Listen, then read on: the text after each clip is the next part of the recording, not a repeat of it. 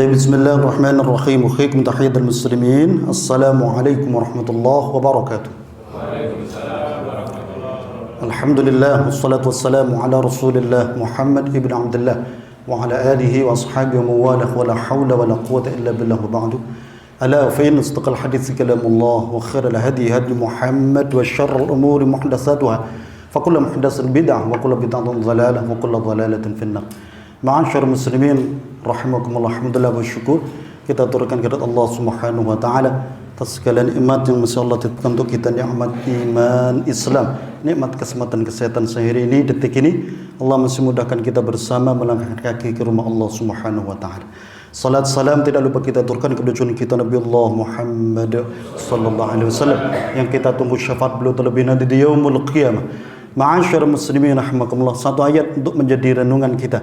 Allah berfirman di surah Az-Zumar ayat 73, wasiqal ladzina taqaw rabbahum ilal jannati zumara hatta idza ja'uha wa futihat abwabuha wa qala lahum khazanatuha salamun alaikum tibtum fadkhuluha khalidin. Ma'asyar muslimin rahimakumullah, ayat ini paling tidak insyaallah memberikan motivasi kita bersama, memberikan semangat lagi kepada kita di tengah-tengah gembosan semangat yang luar biasa. Ramadan itu pertengahan sudah mulai sedikit ada kemajuan, bahkan tidak sedikit ya, di mana-mana ada kemajuan, baik itu tarawih, baik itu salat jamaahnya, baik itu tadarusnya, baik itu lain-lain. Ini menjadi renungan kita bersama. Nah, ini ayat insyaallah akan memberikan semangat kita. Wasiqal ladzina taqaw rabbahum ilal jannah zumara. Wasiqa, dan kita nanti akan digiring. Alladzina taqaw rabbahum, siapa itu yang digiring? Mereka-mereka orang yang ittaqaw rabbahum, memiliki ketakwaan kepada Allah. Nah, kalimat siq atau sa'iq itu artinya ada disupiri. Besok kita ini akan bareng-bareng ada supirnya Bapak Ibu. Zumara, ilal jannah zumara, menuju kepada surga zumara dengan cara bergrup-grup atau berkelompok-kelompok. Jadi kita besok masuk surga itu enggak satu-satu tapi bareng-bareng. Maka seperti ini, kalau kita salat berjamaah itu sendiri atau bareng-bareng? Bareng-bareng. Kalau kita salat tarawih itu sendiri apa bareng-bareng? Bareng-bareng. Kita salat witir bareng atau sendiri-sendiri? Banyak bareng-bareng kan di sini, alhamdulillah. Ini Ramadan luar biasa. Tadarus kita sendiri atau bareng-bareng?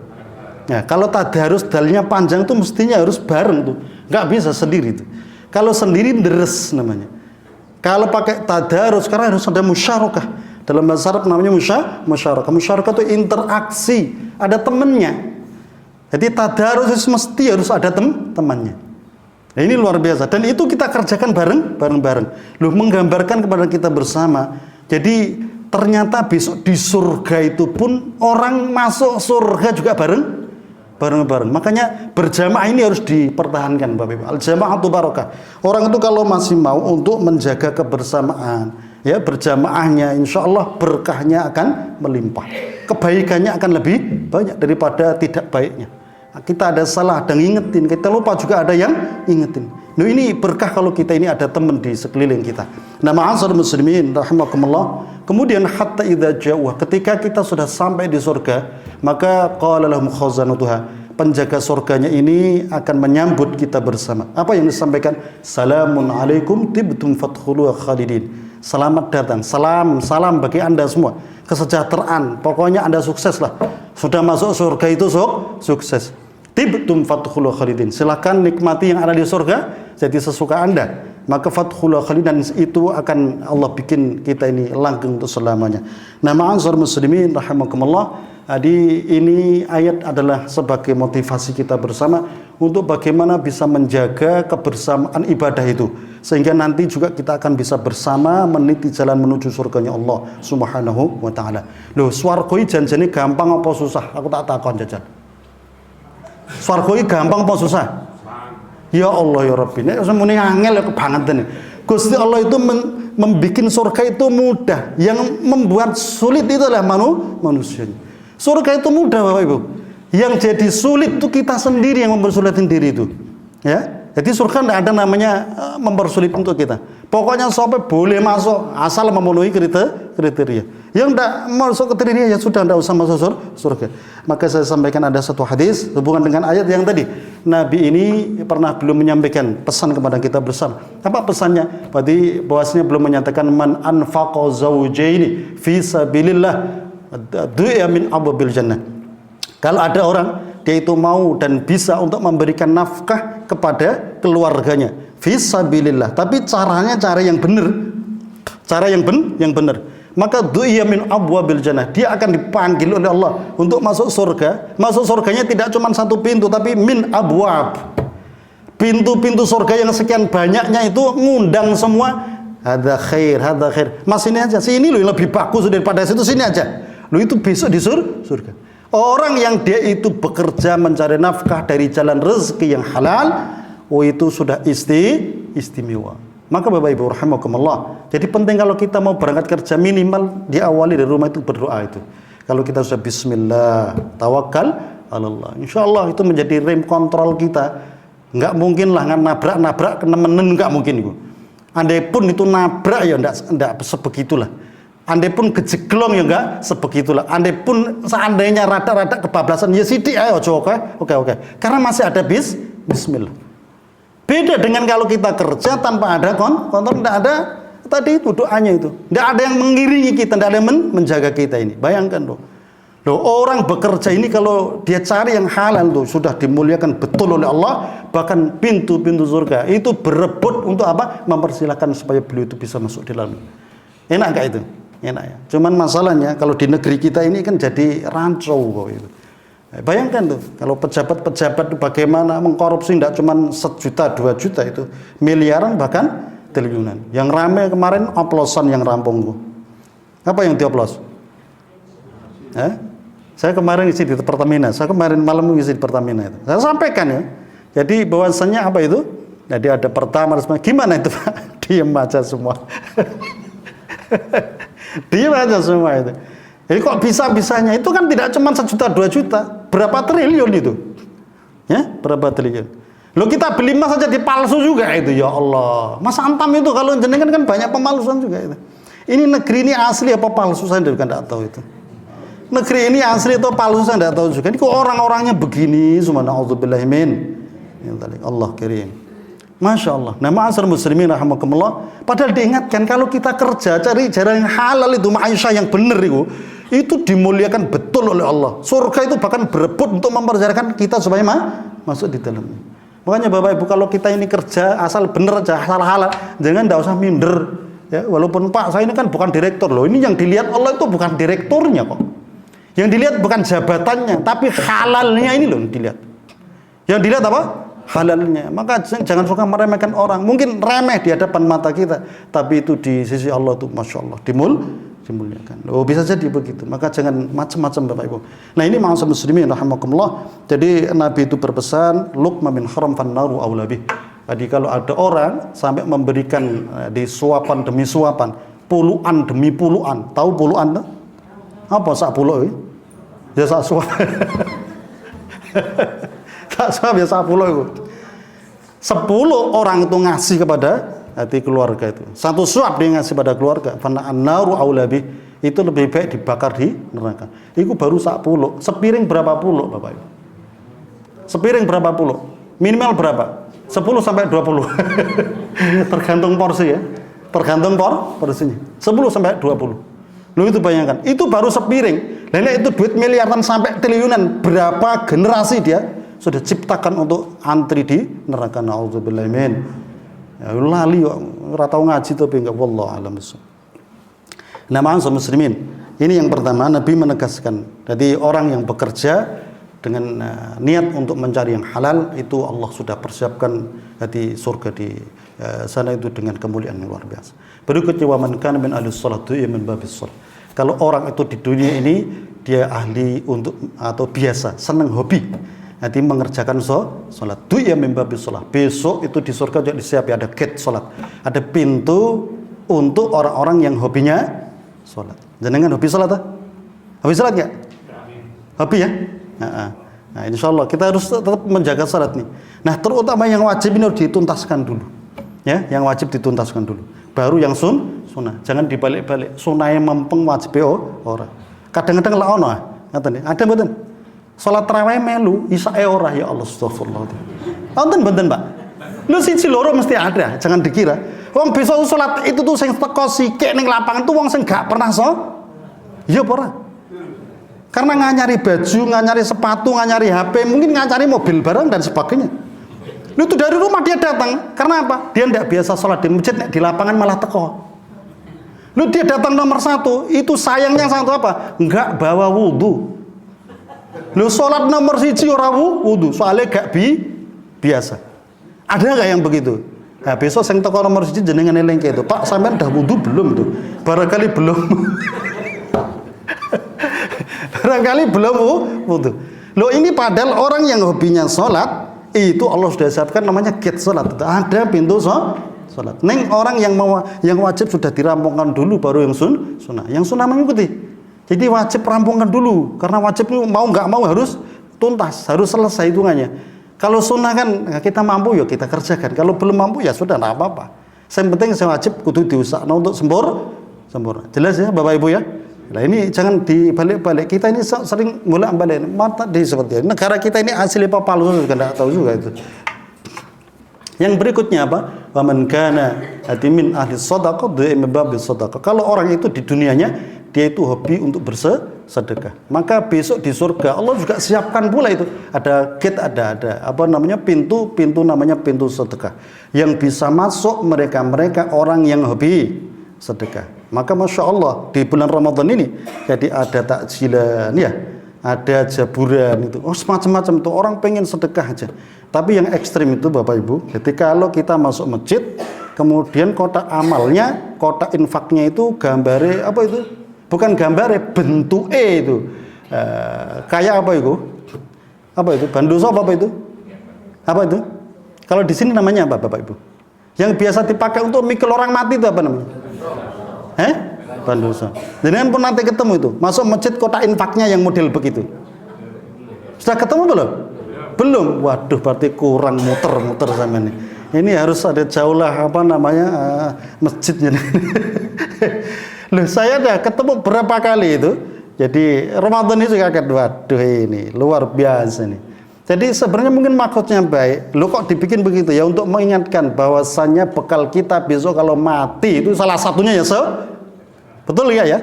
Maksudnya apa? Tapi nanti itu untuk sebagian orang yang mungkin barangkali punya fobia ya, punya ketakutan yang luar biasa. Sesuk malah gak balik ning masjid iku. Salah apa kok emoh ya ning ndak ngono roh kubur. Loh, kayak gitu ya. Jadi jangan ekstrim juga lah. Biasanya kotak amal aja gitu ya. Enggak perlu dibikin begitu. Monggo nek pengen serem lagi malah masjidmu mbok gawe kuburan nak repot meneh ya. Lu ini begitu loh ya. Jadi jangan sampai seperti itu. Jadi ya di 1-2 memang ada yaitu untuk apa namanya jamaah-jamaah mereka gitu. Jadi tapi semua disesuaikan saja. Nama asal muslimin. Jadi intinya sedekah ini memang luar biasa. Orang yang hobi sedekah itu memang istimewa. Dan kita jarang pula ketemu teman yang memang hobi ini sedekah ini jarang. Nek saya hobi ini njaluk oke. Nek hobi ini sedekah jarang. Tatakan aja. Saya coba mau tanya, jenengan punya teman sing nyah piro wonge? Berapa jumlahnya? Ada enggak? Lah iya, enggak banyak. Wong iki asline yo muni ora ngono asline iku. Cuman kan ditutupi dengan bahasa yang rada halus, enggak banyak ngono to. Memang kita ini jarang Pak ketemu orang yang nyah yang loman itu. Padahal orang loman ini ahli sedekah itu, Masya Allah. Ya Allah udah siapkan pintu khusus, namanya pintu apa? Pintu sedekah. Jadi khusus orang yang hobinya sedekah. Lepas nek sedekah ndak punya uang, sebisanya jenengan punyanya apa? Bahkan Nabi dalam satu keterangan yang lain itu memberikan gambaran tabassumuka fi wajhi akhika laka sadaqah. Jadi kalau kita ini minimal orang duwe apa-apa aja, minimal itu masih punya kesehatan, punya modal, kita masih punya senyum. Tabassumuk. Jadi kalau kita ini bisa senyum. Jadi fi wajhi akhika, di hadapan wajah saudara kita, laka sedekah, maka catatan bagi Anda sedekahun menjadi sedekah. Lah penak to.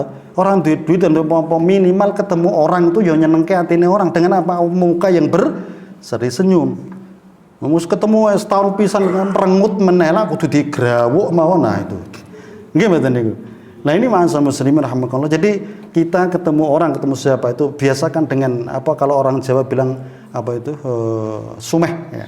Nah, sumeh itu ya murah senyum itu. Ya, apa sih susahnya senyum?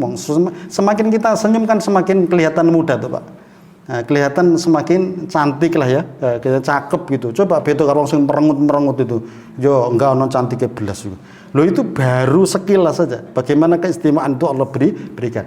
Ning ono ninge lo ya. Jadi sedekah yang disebutkan dengan senyum tadi itu kalau kita sama orang, sama siapa? Orang.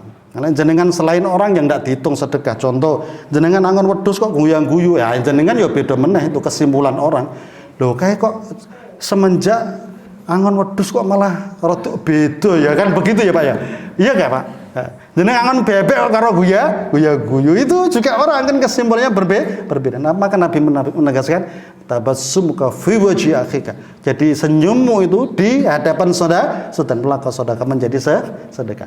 Berikutnya Bapak Ibu, jadi ada Nabi menyatakan wa man kana min ahli asyam du'a min babir rayyan. Kalau ada orang yang dia itu ahlinya, senangnya, hobinya untuk mengerjakan puasa. Ini puasa ini maksudnya juga puasa yang wajib ramukan dulu. Jangan yang sunnah ya, wajibnya malah bolong-bolong. Itu naudzubillah. Sering-sering yang begitu tuh ketemu tuh. Oh no, nek Ramadan gak gelem poso, tapi Dawute oke. Nah, itu ada Pak, 1-2 itu Pak. Dawud mau, tapi Ramadan enggak. Inilah ya lucu. Ya Allah ya Rabb. Jadi yang wajib dirampungkan dulu, nanti yang sunnah mengikuti. Itu sudah menjadi apa namanya kaidahnya itu. Orang yang hobinya puasa, maka oleh Allah besok disiapin satu pintu namanya babur rayyan. Babu apa? Rayyan. Nah, itu kan sinkron gitu. Orang puasa itu namanya puasa itu imsak namanya. Imsak itu ngeker bahasa Jawa. Ngeker itu ngerem gitu. Tahu ngerem ya? Nah, ini kan Bapak Ibu kan sudah berpuasa nih, sudah subuh kan? Nah, ini berarti sudah kita mulai mengawali mengerem diri dari semua yang sifatnya membatalkan pahala puasa itu. Sudah kita rem itu. Makanya surganya namanya rayyan. Rayyan itu artinya apa? Segeran. Nah, orang puasa ini kan direm dari semua yang menyegarkan itu. Jangan weruh apa itu ini ya enggak bisa apa-apa karena baru direm. Sehingga oleh Allah besok di surga namanya surganya rayyan. Pintu surga pintu apa? Pintu babur rayyan. Jadi karena rayyan artinya adalah segeran. Jadi jangan pengen ketemu seger-segeran ya poso sing akeh ning donya. Nah, supaya besok kita disambut dengan berbagai macam segeran-segeran yang ada di surga. Loh ini luar biasa. Nah, Ramadan ini atau puasa ini Bapak Ibu itu diupayakan bagaimana supaya kita ini bisa goal sempurna 1 bulan. Yang tidak punya uzur jangan bergaya-gaya. Jangan membikin uzur. Ya, yang tidak punya yang namanya halangan jangan menghalang-halangi diri. Kenapa? 1 hari kita ini tidak berpuasa di bulan Ramadan. Ini walaupun kita ganti 1 tahun di selain Ramadan itu belum sebanding 1 hari di Ramadan. Saking istimewanya kesempatan Ramadan. Ya, makanya kalau cuma baru bilang sidik, dilanjut saja. Baru kegatel sidik, lanjut saja. Baru pilek sedikit, ya lanjut saja. Jadi upayakan saja. Jadi kalau memang seandainya di tengah jalan tidak mampu, tidak kuat, nah itu baru nggak apa-apa, tidak diteruskan. Jadi jangan kemudian sedikit-sedikit menjadikan penghalang kita untuk bisa menyempurnakan ibadah termasuk puasa kita kepada Allah Subhanahu wa taala. Yang terakhir Nabi menyatakan apa? Wa man kana min ahli jihad du'a membabil jihad. Barang siapa yang dia itu senang hobinya di dunia ini untuk berjihad. Berjihad itu membela agama Allah. Maka du'a membabil jihad. Besok di surga itu Allah siapkan ada gate jihad namanya. Ada pintu jihad. Ini khusus orang-orang yang mau berjuang. Setiap kita ini punya kapasitas untuk itu. Jadi semua sesuai dengan levelnya, nggak perlu harus ibaratnya sama. Yang pejabat ya dengan jabatannya, ya berjuang dengan itu. Yang kaya dengan hartanya, berjuang dengan itu. Yang pintar dengan ilmu, berjuang dengan semua punya lini Bapak Ibu. Jadi tidak perlu kita ini wah itu berjuangnya luar biasa. Emang kita tidak punya kesempatan, sama kesempatan dibuka oleh Allah untuk kita. Jadi tidak melihat posisinya di mana. Semua ada medan jihad kita untuk agama kita. Saya kasih 1 contoh. Belum lama ini itu ada seorang suami istri yang mau ikrar untuk bersyahadat, mau untuk menjadi mu'alaf. di akhir tahun lah, di akhir tahun 2024. Saya minta untuk datang ke rumah. Jadi supaya saya tahu persis apa alasan mereka mau masuk Islam, termasuk apa mereka ini ada paksaan dan sebagainya, itu kita juga pengen mendengar gitu. Jadi akhirnya datanglah, kita datang ke rumah itu. Saya tanya, apa alasannya masuk Islam itu? Alasan masuk Islam ini ada banyak hal, Ustaz itu. Yang pertama, satu, dulu memang saya itu waktu kecil Islam. Kemudian saya ketemu dengan suami saya ini, jadi kemudian nikah, ngikut dia, jadinya tidak Islam. Karena suami saya dulu orang soleh juga itu. Soleh ke gereja maksudnya itu. Jadi jangan salah paham itu ya. Jadi soleh mana? Ke gereja. Jadi karena suami saya itu soleh, jadi saya ikut akhirnya kepencut dia. Itu satu. Nah, sekarang ini suami saya udah tidak soleh lagi, nggak pernah ke gereja sekarang. Gitu. Nah terus masalahnya apa? Ya enggak tahu, itu ada suaminya juga. Memang betul enggak pernah ke gereja sekarang. Iya, saya enggak, sekarang udah enggak pernah, Ustaz. Lah kenapa? Ya enggak apa-apa, ya pokoknya enggak, namanya seperti kalau kita punya alasan, kok orang yang masjidnya apa? Ya pokoknya mbah ngono lah ya. Kan bingung mau membahasakan apa itu. Ya begitu juga, ya jawabannya juga. Oke, satu. Yang kedua, di kesempatan Idul Fitri yang lalu, itu ini yang istri yang si perempuan ini punya bapak angkat. Kebetulan itu sudah sepuh dan itu sakit. Waktu hari raya yang kemarin itu ketika dia berkunjung dan biasa bodoh badan begitu, itu bapaknya bilang begini, "Dok, kalau kamu nggak masuk Islam, sesuk sing ndongakno bapak sapa?" Wah, itu kena juga itu. Poin kedua itu. Kalau kamu nggak sama agamanya, sesama Islam, kok kamu sampai 1000, gitu, sampai meniren bahasanya, lindungakne wong tua, nggak bakal nyampe. Itu poin kedua untuk apa? Jadi menjadi pertimbangan jadi masuk Islam. Yang ketiga, Bapak Ibu, ini pasangan ini memiliki anak itu 2, masih kecil-kecil, usia 4 tahun, yang satu 6 tahun, sekitar segitulah, masih kecil-kecil 2. Loh, anehnya lagi itu, anak ini itu senangnya ke masjid. Kalau sore ke TPA, masjid dia. Dia aja kan enggak mau, kalau ke masjid mau. Wah, Masya Allah. Jadi 3 hal ini itu menjadi landasan untuk kemudian yakin balik menjadi muslim lagi. Saya tanya pada suami, kamu kepaksa enggak kira-kira gitu? Nah, ini kan suami istri saya tanya ini. Kamu kepaksa enggak? Dipaksa enggak? Enggak, Ustaz. Berarti kehendak sendiri ya, kehendak sendiri. Masya Allah. Ya sudah. Jadi intinya saya sudah yakin dengan apa alasan yang Anda paparkan. Kemudian saya teleponkan ke KUA. Orang nikah itu yang ngurusi siapa, Bapak? Sing cetha, Pak, jawabnya. Orang nikah itu saya ngurusi sinten? Jenengan kalau mau nikah ngurus kemana? Ngurus kemana? Ya Allah ya Rabbi. Jenengan lho biasa dijaluki syarat-syarat macam-macam sing njaluki sinten niku? Lah wis cetha lho KUA ngono lho maksudku itu. Saya itu kepengen yang jelas-jelas aja, yang simple, rampung. Enggak usah ribet, ya toh, enggak usah ribet. Enggak usah ribut juga. Yang penting rampung masalahnya itu loh. Jadi problem solvingnya ada, enggak usah mulet-mulet teorinya, tapi enggak rampung, enggak usah begitu. Jadi apalagi orang begini mu'alaf, namanya mu'alaf itu kan perlu dibombong.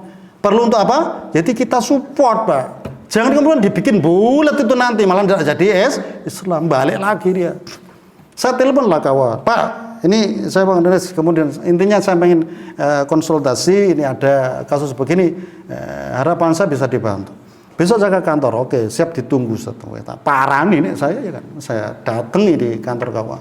Saya sampaikan seperti yang tadi itu. Jadi ada sepasang pengen mu'alaf, harapan saya cuma 3 saja. 1, nanti disyahadatkan di sini. Yang kedua, dinikahkan di sini. Yang ketiga, syukur ada buku nikah di KI. Alhamdulillah. Wes ngono tok jalukan saya, ndak yang lain-lain sih. Ya, nanti kalau ada apa-apa seperti harus bayar apa tak bayar, ini yang penting rampung urusannya. Gitu nggih? Jawabannya KWB, Pak, enggak bisa.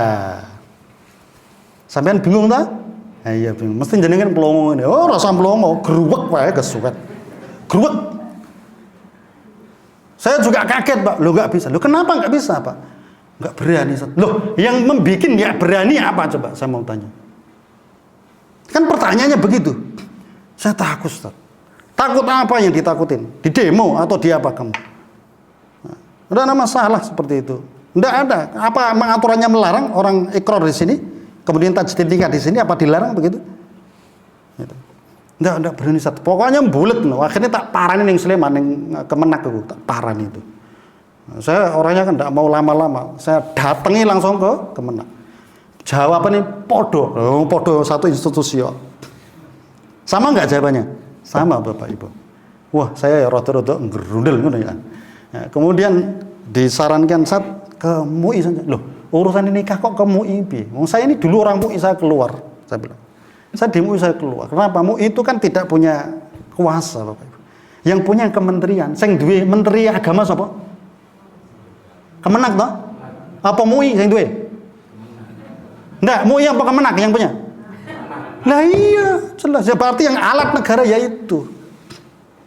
Saya datang, loh kenapa kok nggak berani, itu masalahnya apa gitu loh, alasannya apa? Wes gini aja lah, emang kalau aturannya ada perlihatin saya dan itu saya keluar gitu. Nggak saat maksudnya, supaya bulat gitu, saya bilang walah kesuwen ini modelnya ya wangil gitu. Terus nanti kalau saya bawa ke MUI terus ngapa? Ya ikrar aja situ. Selain ke MUI bisa, ya bisa ke yayasan bahkan bisa. Tak gawe dewe, saya punya yayasan, tak gawe dewe. Saya bikin sendiri, ya, ikrar itu, kemudian disaksikan dan sebagainya, ada saksi ya. Justru yang nyengkuyung siapa Bapak Ibu? Bukan orang Kemenak, bukan orang KUA. Yang nyengkuyung RT, RW, Duku. Hebat ya? Hebat orang kampung atau orang Kemenak?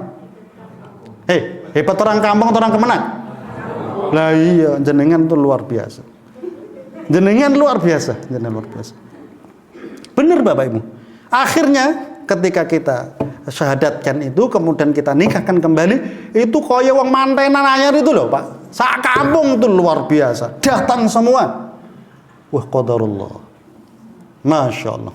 Saya sampai geleng-geleng, oh ini nih, ini ya. Mungkin ini maksudnya Allah menggiring ke sana. Kalau orang-orang itu tidak mau ya sudah, nggak apa-apa, mesti ada aja jalan. Wong nggak pengen bener mesti digampang ke Gusti Allah. Wis, sudah. Nah ini ma'asyiral muslimin, saya kepengen menegaskan bahwasanya memang kita ini sesungguhnya punya satu kesempatan untuk berjuang untuk agama kita itu di mana-mana. Kita jadi pejabat ya bisa, pemegang kebijakan ya bisa, walaupun kita orang biasa juga bisa. Maka alasan yang rada mengganggu kuping itu satu Pak. Saya itu takut kalau besok di demo, karena kasus-kasus yang sebelumnya ada yang model begini, kepala yang sebelum dia itu pernah katanya di demo, digeruduk oleh teman-temannya yang lama. Ya saya sampaikan saja. Loh kenapa kok kamu di demo, kenapa digeruduk? Saya bilang, salahmu apa? Kamu maksa orang enggak? Betul enggak? Maksa juga enggak. Terus apa lagi? Apakah kamu ngapusin orang? Nipu orang kan enggak juga. Suruh aja bikin surat pernyataan, kemudian ada saksinya siapa, kasih materai, udah selesai. Enggak mungkin MA akan ngasus, enggak ada. Ya, kejaksaan enggak mungkin ngasus itu. Ya, PN juga enggak mungkin ngasus, polisi enggak mungkin ngusut. Kalau memang ada suruh ke rumah saya. Kenapa? Kok ribet-ribet amat, wong orang tidak ada yang maksa kok. Apa sih susahnya itu? Berjuang untuk membantu yang kecil begini, apa susahnya? Padahal kasus model begini Bapak Ibu, itu hampir di semua pelosok ya, terutama yang kantong-kantong muslim yang tidak banyak, ya muslim-muslim yang terpinggirkan itu kasus begini itu luar biasa. Itu baru satu kasus. Belum kasus yang lain. Yang nikah awalnya mau masuk Islam, kemudian balik lagi setelah 1 tahun, balik kembali agama yang semula. Jadi satu rumah kemudian ya yang satu Islam, yang satu gak Islam. Nah kayak gitu ribet lagi teman. Hukumnya gimana itu? Akan semakin parah lagi. Loh itu berjuang. Maka kalau Allah kemudian mempersiapkan dan memberikan kemuliaan mereka yang berjuang itu, Allah siapkan ada pintu khusus namanya pintu jihad. Ya pantas saja, karena memang tidak semua orang walaupun kesempatannya ada itu mau untuk berjihad fi sabilillah. Nama muslimin rahmatullah. Kemudian di akhir keterangan hadis ada seorang sahabat namanya Abu Bakar.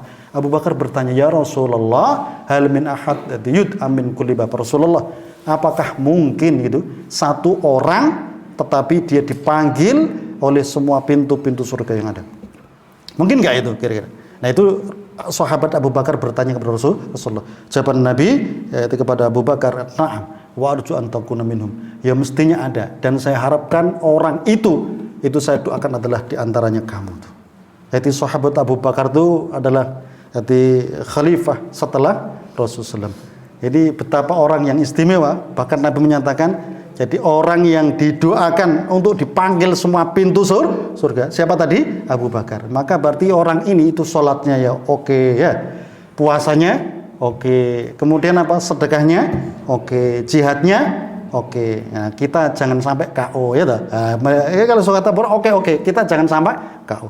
Nah, ini gambaran bagi kita bersama Bapak Ibu, bahwa pintu surga itu begitu banyaknya.